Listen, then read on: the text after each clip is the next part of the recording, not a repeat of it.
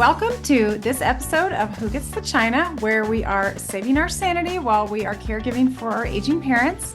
And today I'm super excited to have one of my long-term besties with me to share her caregiving journey. This is my roommate, Kathy, or Kat, as we like to lovingly refer to her. Kat, I'm so happy to have you here today. I'm happy to be here. That's going to be fun. So I thought I would just set the stage for a minute that Kat and I were roommates in college. We met our freshman year across the hall and became fast besties and have been awesome friends ever since.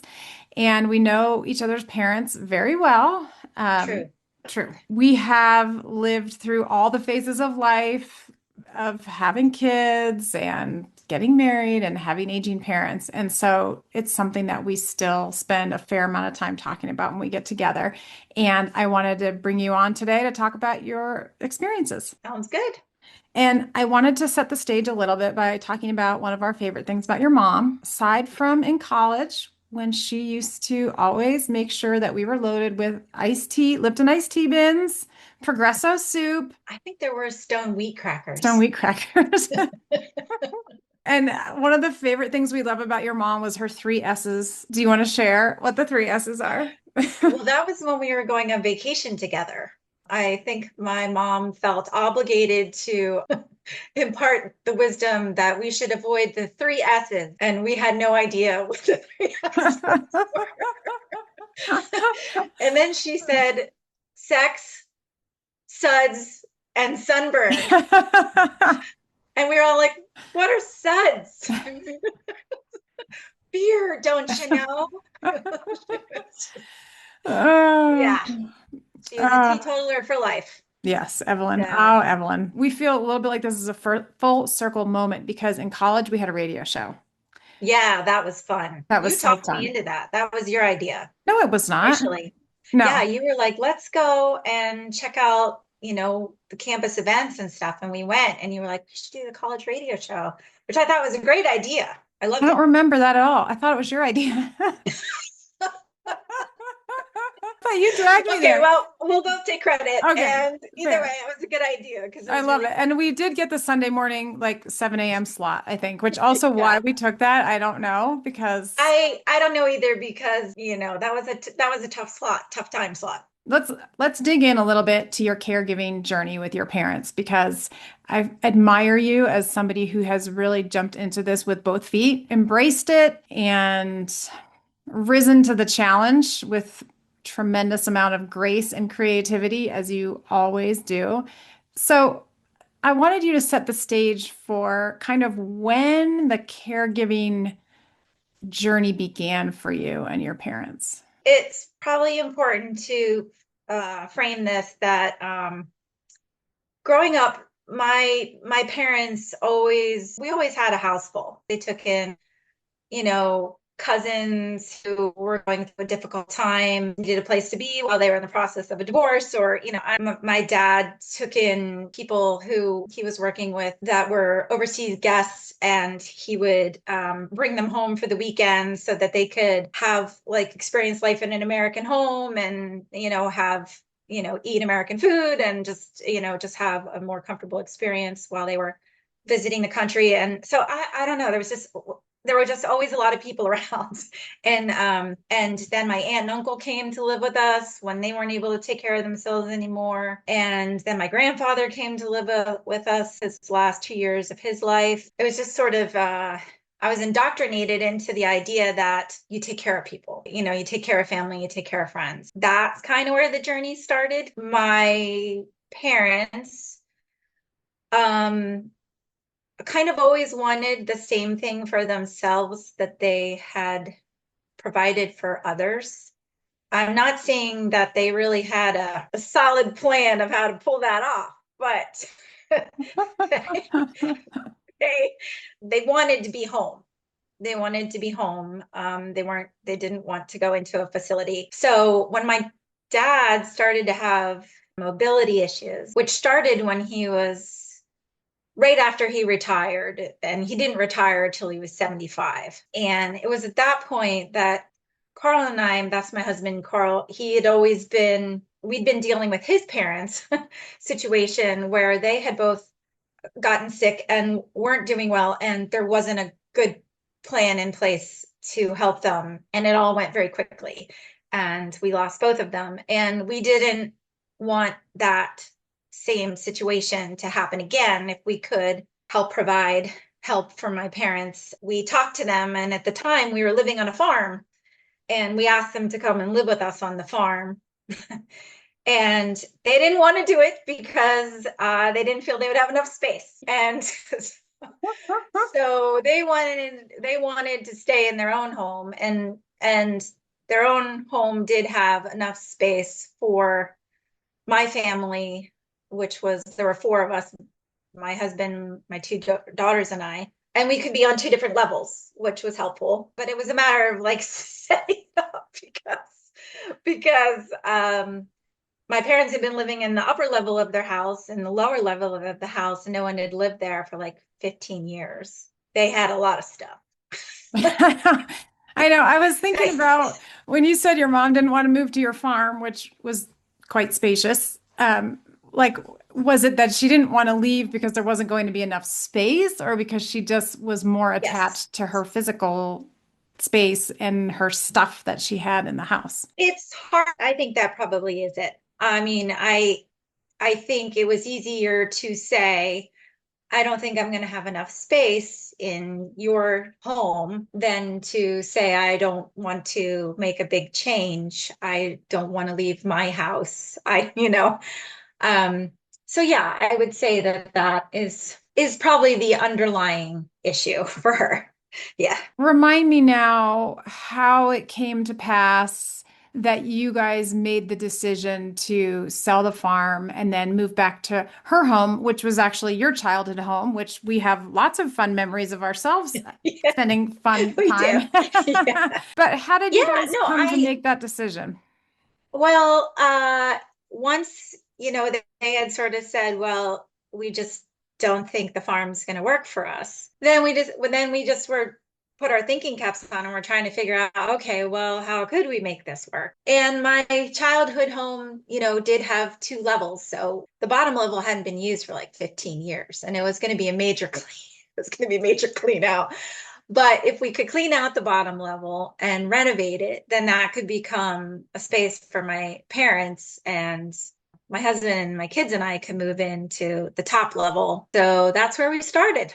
It took us over a year to, put it all together, because it took us like 3 months to clean out that lower level before construction could get underway to gut and renovate. Like, okay, that fascinates me because that's a big part of really what brought me to this journey anyway, is this, like, we just can't get rid of our stuff, right? And Yeah, no. so we Yeah. can't we can't make I change because it's so No, hard. change is hard.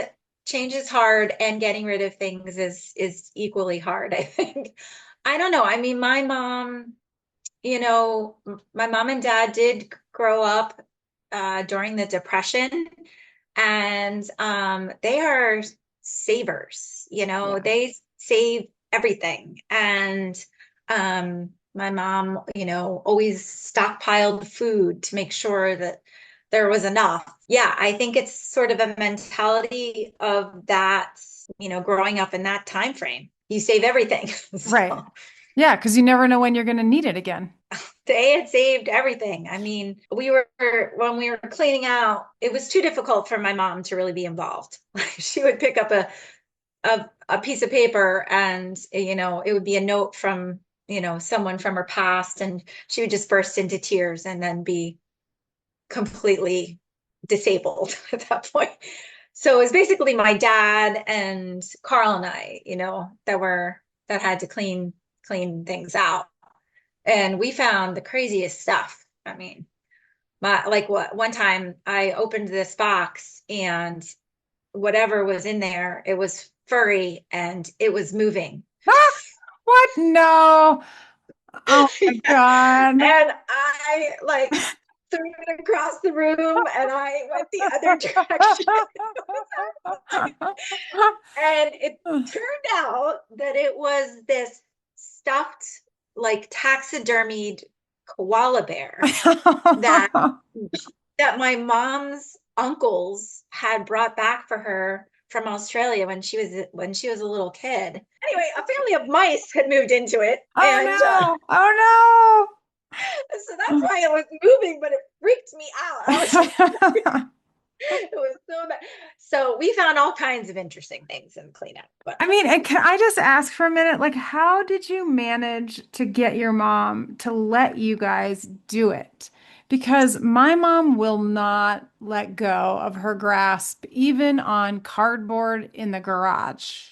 what I found is that if I initially suggest that it be our project, that meaning her and me, she's more apt to go with that. And then she just she just stalls out, almost immediately. Like she can't finish the project. Like she can't. And so then I just, then at that point I can say to her, I see that you're having difficulty with this. So how about if I, be responsible for, I'll be the one who sort of moves through the stuff and you just give me a yay or a nay, what you need to save and what we can donate or give away or whatever. I mean, she's still an active participant, but it's at a level which is more comfortable for her. Mm, When she handles the stuff on her own,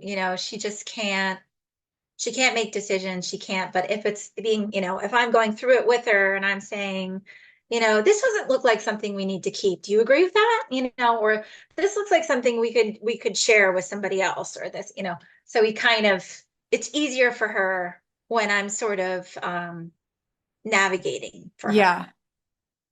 And do you think it helped to have a deadline? Yeah, no, I do, because we knew that we had to have everything done within 3 months because we had a contractor coming in, you know, Right. and the first space that he was going to work in was the storage room, which was where, a lot of this stuff was housed. A reason why something has to be completed at a certain time. I think that makes it a lot more difficult. Right. Yeah, because sometimes I think like, okay, it's nice to be going through some of these things when you have time, when you're Right. not in a rush, right? Like it's nice to have time to review the pictures or read the letters or laugh about the memories of this toy or that thing. But there's no urgency, so you can Right. just continue to push the decision down the road. Yeah. Yeah. Like this weekend, I was just helping my mom with her desk was sort of getting out of control. She just had all kinds of piles of things. And so I said to her, I'm gonna go to Target and I'm gonna get some, organizing bins for you. And your desk would look so amazing if we could just, have these organizer bins on there instead of these piles. Initially, I said, well, so I'll set you up and then you can go through things and you can just put them in these bins based on where you decided you want them to be, what that you want the bins to hold. And she, I think, got through like maybe 15 pieces of paper Uh-huh. in the afternoon that she Yeah. spent trying to work on it. Today, my mom and I worked on it together. She has a friend from college coming to visit tomorrow. And I said, you want to have this project done because you've got your friend coming to visit tomorrow. So, we need to wrap this up. So how about, I go through things and anything that, looks like something that might be important or anything that, looks like it fits into these bins, well, I'll bring it, I'll bring it to you and you can decide what you want to do with it. And I mean, we got through the whole desk today. Nice. So let's talk about So your adjustments to your life, because I think this is really monumental, the shifts that you and your darling husband, who I know is a incredible support and a good source of humor and stress release. I know you guys have yeah, just done a totally. superhuman effort. So, like, one of the things that I know to me is amazing is your foresight in putting an elevator in your house. How did you Yeah, decide that? when we were doing the renovation, to make the space for my parents downstairs, um, in order for them to get from, the driveway level of the house, they were going to need a way to get downstairs.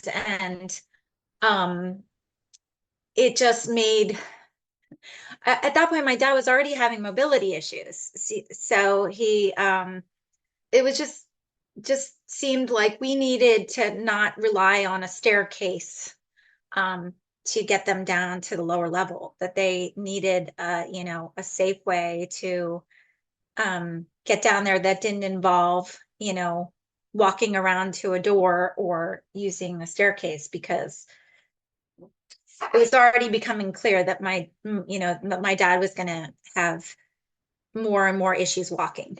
Yeah, right. So you kind of had the clues. You sort of could see where things were going, and you knew Yeah. if you were going to make this work, you had to plan ahead. Yeah. I Yeah. mean, my dad's mom had ended up in a wheelchair, and I always kind of knew that it was a possibility for my dad as well. And so, I was just real. My parents did not want it. They did not want the elevator initially. And so I really had to push for that. And also, making things accessible, just making sure that all the door jambs were wide enough to fit a wheelchair through or a walker through, because I I could just kind of see the writing on the wall, I guess. Yeah, I mean, it's so interesting how, and maybe we'll be like this too when it's our time, but there's so much denial or avoidance that sets in. Yeah. And Oh yeah. it's like, oh my God, they can't plan. I mean, and especially with your parents, because like you said, I mean, I remember when Auntie lived there and, your mom had to go Yeah. up and down the stairs 1,000 times a day to bring her meals. And it's like, you Yep. literally see the writing on the wall in this exact same place, Yeah. but yet you don't want to be proactive or spend the money that will keep you in your home versus moving to a retirement community. Right. Right. But they Right. eventually did, I or mean, you did. ultimately, they did commit to the changes. Yeah. And I applaud them for that. I mean, it Yeah. wasn't easy. It was big change for them. It also meant, big change for us. We were, it was weird moving back into your childhood home, Um, it was, it was a big change for us too. Yeah. When we moved in, I mean, we'd already been taking care of a lot of things outside even before we moved into the house, because my dad wasn't able to. I mean, they were able to maintain some degree of independence for a while. I mean, we've been here now for 11 years. Oh my gosh. I was going to ask about that. Yeah, 11 years. For, I'd say, about the first couple of years, my parents were able to get around pretty well themselves. And then, you know, my dad needed more and more help. And then, ultimately, my mom ended up needing a lot of help, and I didn't expect that. Hmm. So, now I've got two wheelchair bound parents. And you know, I had a career, you know. Right. I know. So I was working and, helping to take care of them, but we got to a point where I just couldn't they couldn't be here on alone. And they just needed help all throughout the day. And so, you know, I made the decision to give up my job so that I could be home full time to take care Hmm. of them. Well, how many years ago was that? Like 4 or 5? So it's been two years now that Okay. I've been home Okay. taking care of them full time. And was it when your mom had her Yeah. accident, the driving So, but it was accident, that was when they ended up, like, when did they both become wheelchair no, bound? no, that was a hot mess. Yeah, my mom had a driving accident when I was still working. And we don't exactly know what happened. We don't know if she blacked out for a minute or if she fell asleep, but yeah, she drove across the road, she hit a bridge, she went down an embankment, she pinned herself and my dad in the car. She broke her back. My dad broke his sternum. They Mm. had to use the jaws of life to get them out of the Oh, car. It was a couple months between the hospital and the rehab center, and I was still working at that point. oh my God. So it was very, yeah, it was a lot. That was when she, um, we had the talk about maybe, you know, she shouldn't be driving any long distances because she was on the road for an hour and a half approximately when they had the accident. So And we're like maybe maybe now, because maybe also just you driving with guys had the episode with Carl in the driveway Oh before yeah. that. Oh, that was when she had literally just driven next door um and was coming home and pulled in the driveway and just got out of the car and the car was not in park. And, and so my yeah, Carl was in the garage and thank God the way the car was angled that the car drove into the brick wall instead of into the garage because it would have pinned Carl in the garage. It was the craziest thing. Like, Oh, and at that point, there was like really no discussion about it, but my mom was never on the road again. yeah. That was it. Oh, I mean, it's such a slippery slope. Well, thankfully, everyone survived. I mean, to be Yeah. honest, you know. Yeah, no, I mean, yeah, no, and we're very thankful for that. And it was just, I think it was just the final step, it was I think that's when it really hit her that nope, this isn't something I should do anymore. Like we know it's a hard conversation and a hard choice and tough. Yeah, Nobody wants to give up their independence, and no, I get it. totally.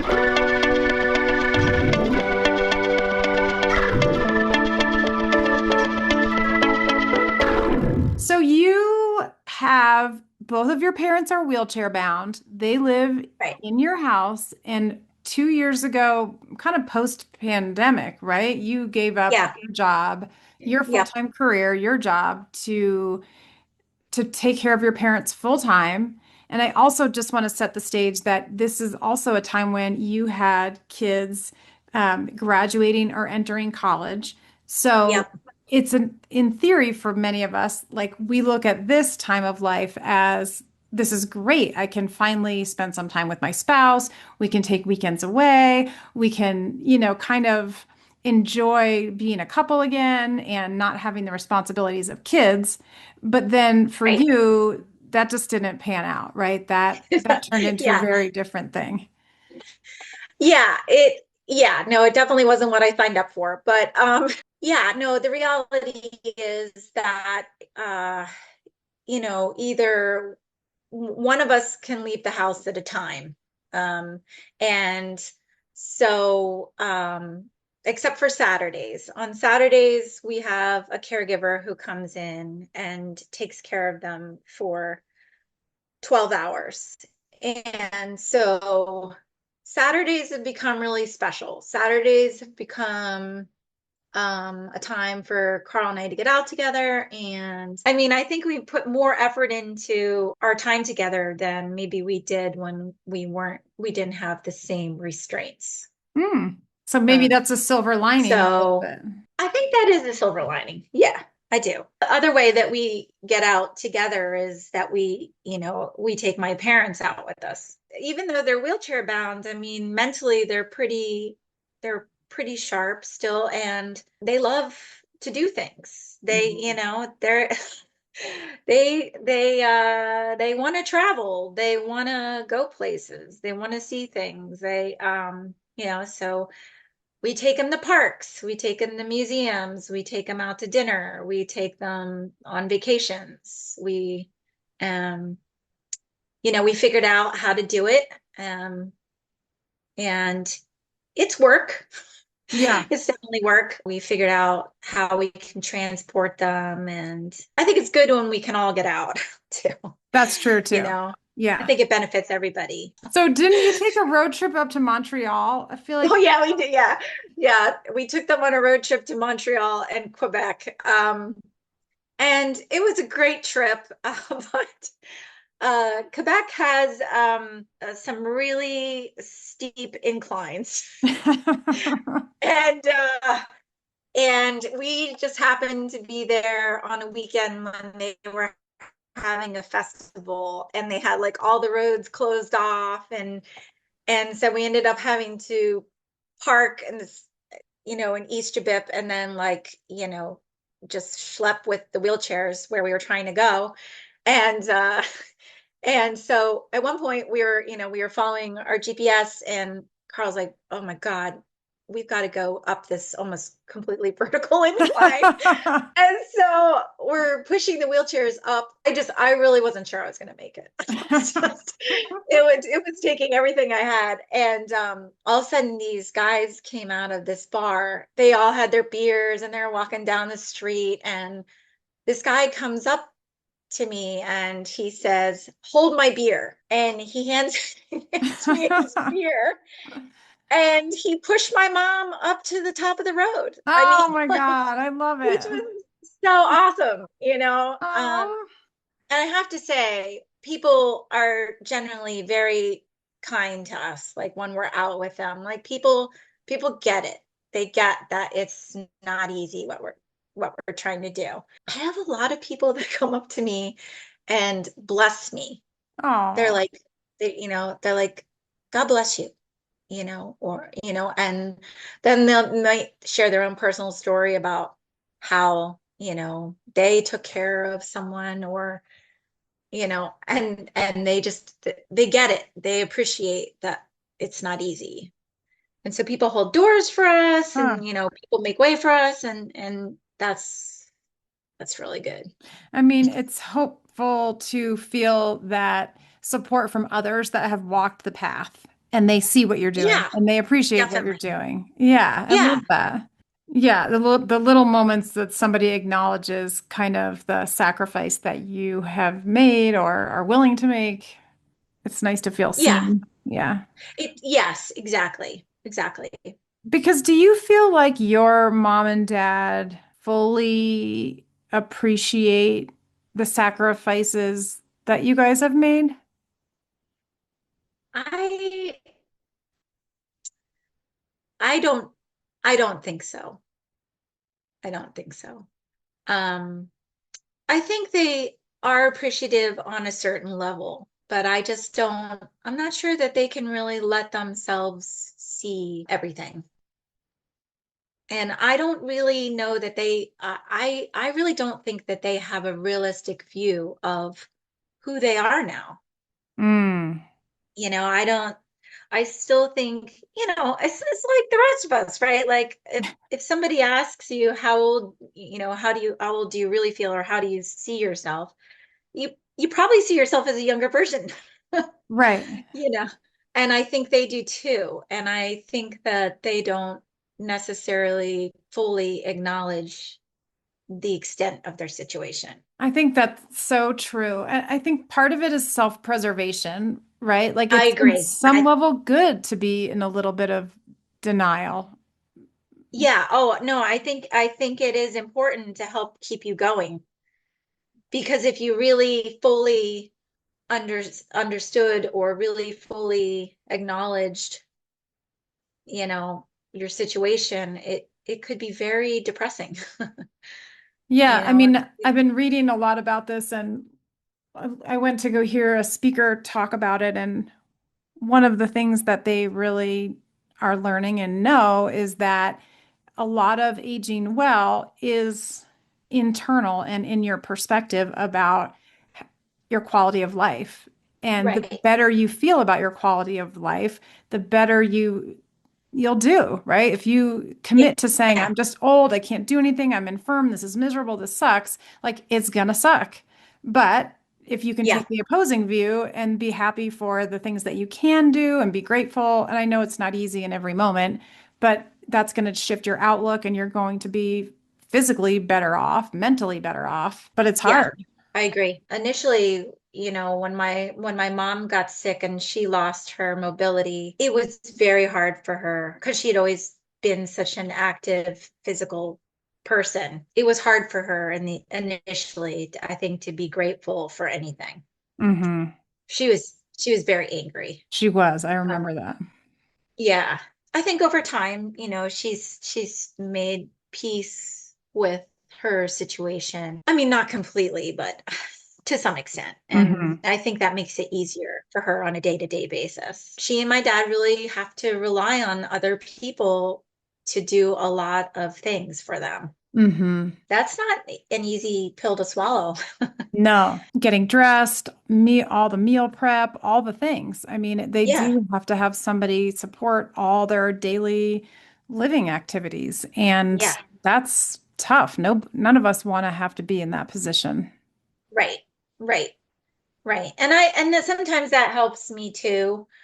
Um, understand how they're acting or mostly how they're acting, just because I try and put myself in their situation. And Hmm. I try and imagine how I would feel if everything that I do independently now I couldn't do. Right, right.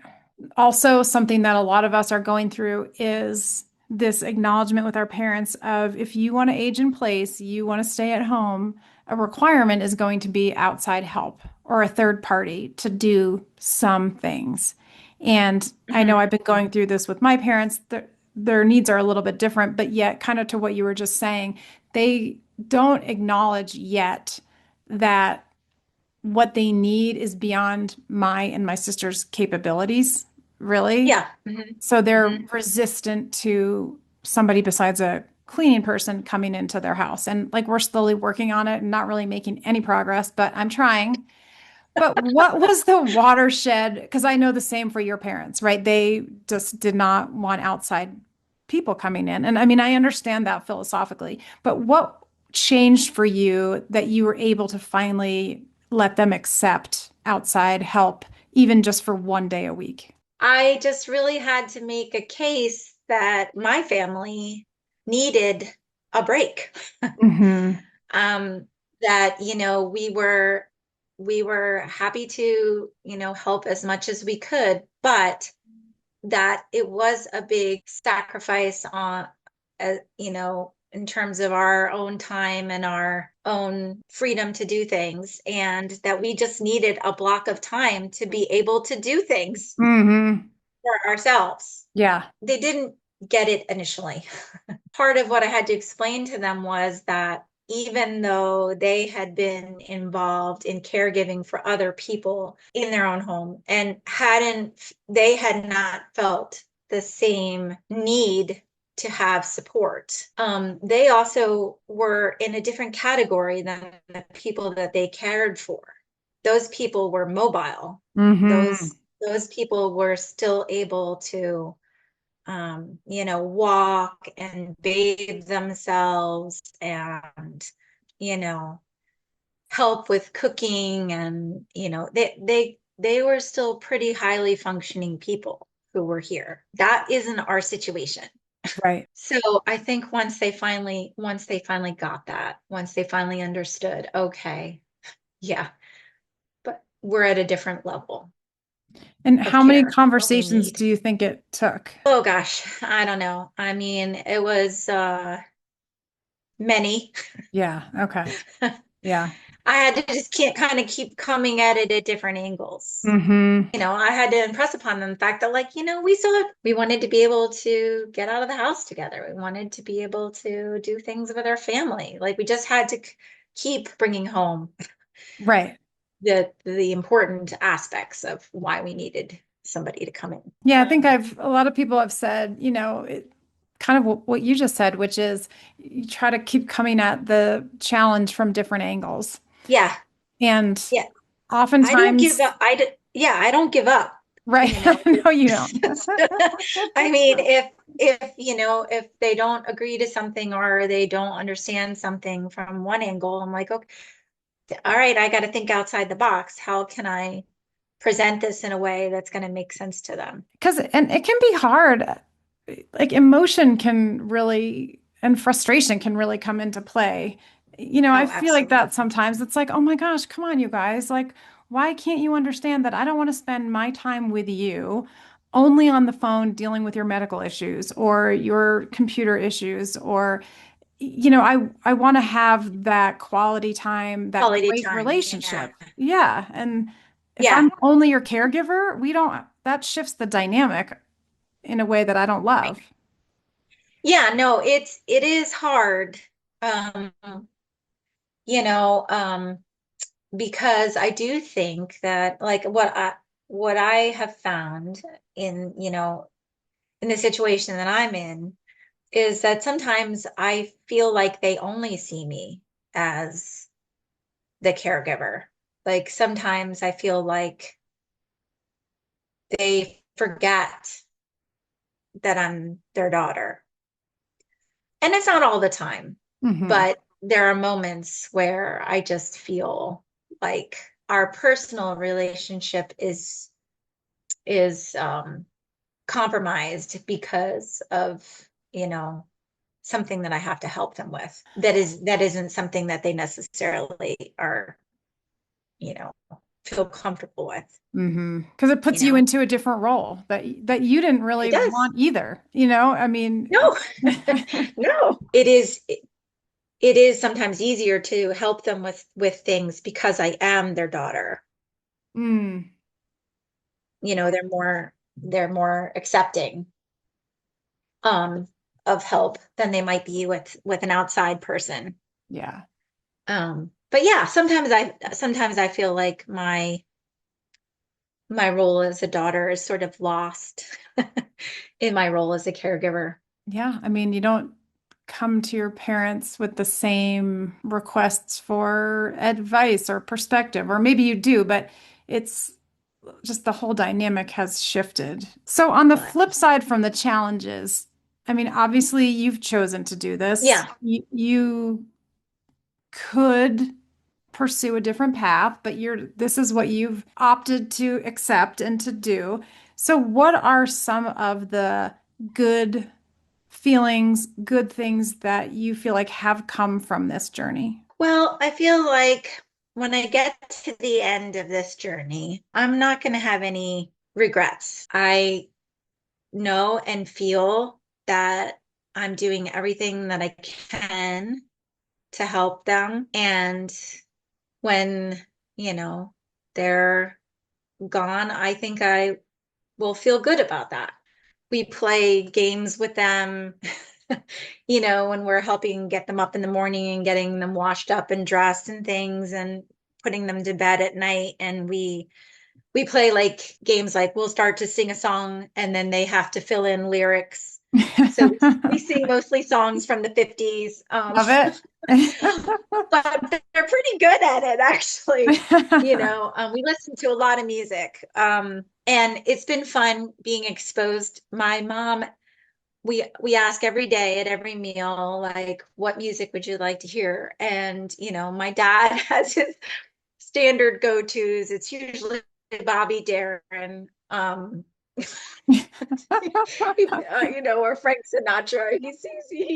He's got his standards. But my mom pulls these artists out of the air that I swear I never knew existed.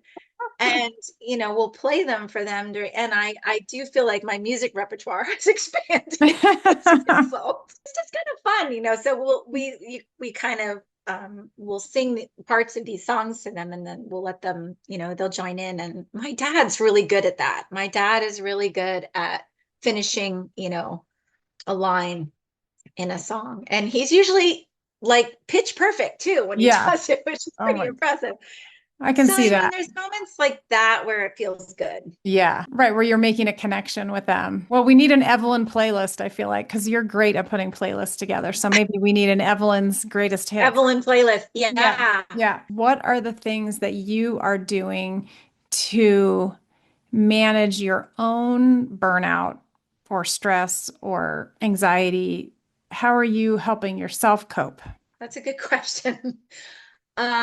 Well, I have an amazing network of friends who are incredibly supportive, and you are one of them. And I'm so grateful for my friends. They check in, they make a supreme effort to get together, and they're very flexible because they know I can't just drop everything and go when I went to. So they're very willing to like work around my time schedule, which is dictated largely by what my parents need. So I do make an effort to spend time with friends, whether it's a phone conversation or it's grabbing a cup of coffee or whatever on the weekends and stuff. If on a Saturday, if Carl and I will oftentimes join friends for a dinner, and it's just that's been a tremendous support. We try and keep up with our health, which Mm-hmm. is really important. I've had some back issues, I think from lifting my parents, and I've been doing myofascial release, which has been tremendously helpful to me. Ooh. Just trying to convene with nature has been helpful. Mm-hmm. And I love music, Yeah. so Carl and I listen to a lot of music and just spending time with our kids.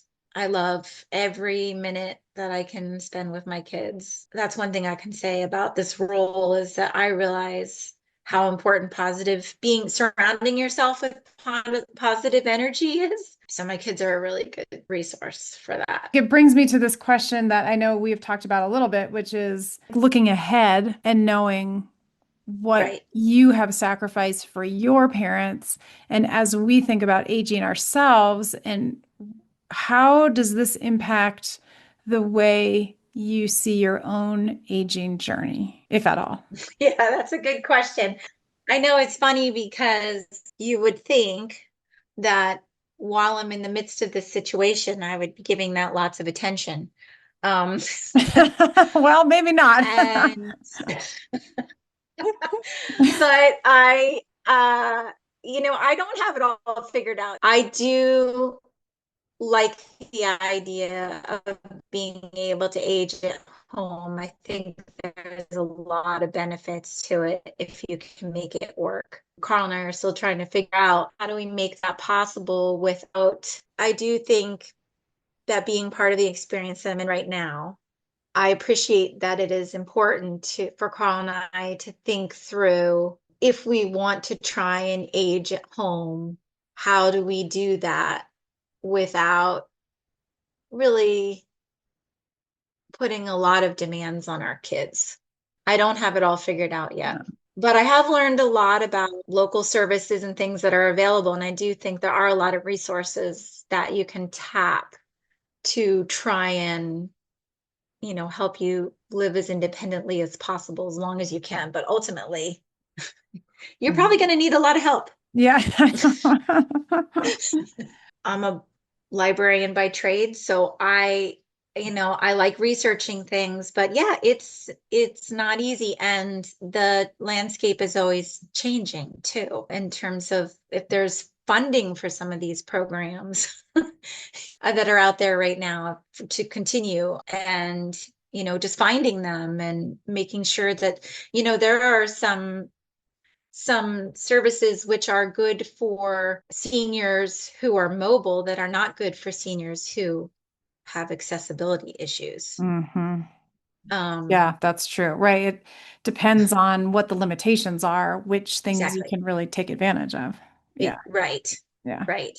And my experience, my personal experience has been that a lot of them aren't a good fit for us Hmm. because they are not geared for individuals who are completely wheelchair bound. Yeah. I mean, that for sure adds a level of complexity that is not easy. And again, a reason why I know we applaud you and your family's efforts to really be as interactive and engaging and get your parents out as much and doing as many fun things as you do, because it's just not easy when you've got two people in a wheelchair. But it just makes you think outside the box, Yeah. and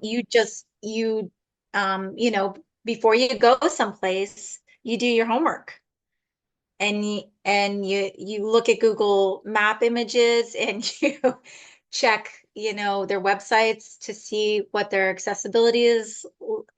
And, you just find that before you go somewhere, where you're going Mm. Hmm. and whether it's someplace that's going to work. I was at a caregiving seminar given by the University of Colorado, and there's a woman there who's an expert on caregiving.